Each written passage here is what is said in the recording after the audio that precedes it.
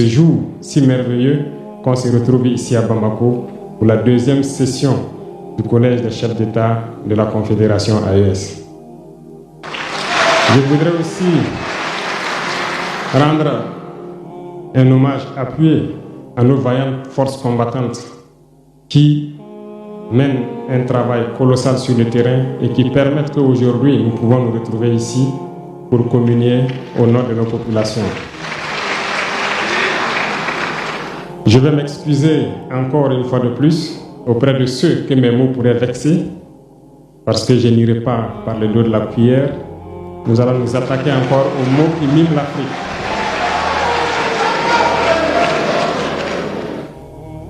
Vous avez certainement tous déjà entendu parler du printemps arabe.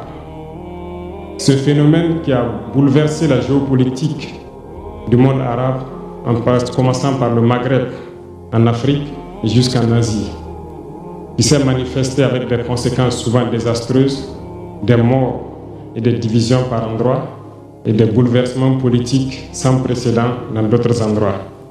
Et je pense que tous les Africains devraient comprendre qu'est-ce que c'est que ce phénomène, d'où il vient, et qu'est-ce qu'il faut faire pour se prémunir d'un tel phénomène.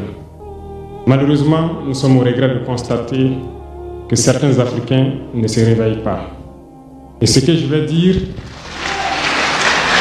n'est que ma pensée à moi, mon analyse, c'est qu'il y a quelque chose qui vient sur l'Afrique de l'Ouest, que j'ai appelé l'hiver noir. L'hiver noir arrive. Il sera un hiver très froid, un hiver sanglant, un hiver meurtrier. Vous allez me poser des questions, pourquoi?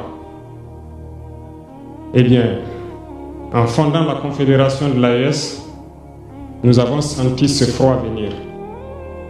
Et tous les jours que Dieu fait, nous nous évertuons à trouver des troncs d'arbres pour allumer un feu qui va réchauffer le cœur des Africains, un feu qui va réchauffer les mentalités et le sang des Africains pour nous unir autour. Nous nous sommes évertués également à faire la chasse aux loups pour essayer d'utiliser leur peau pour faire des manteaux pour nous protéger du froid de l'hiver. Nous nous sommes évertués à construire des montagnes, de grandes montagnes pour briser le vent de l'hiver qui devrait s'abattre sur nos communautés. Malheureusement, force est de constater que certains Noirs sont là tous les jours à arroser nos troncs d'arbres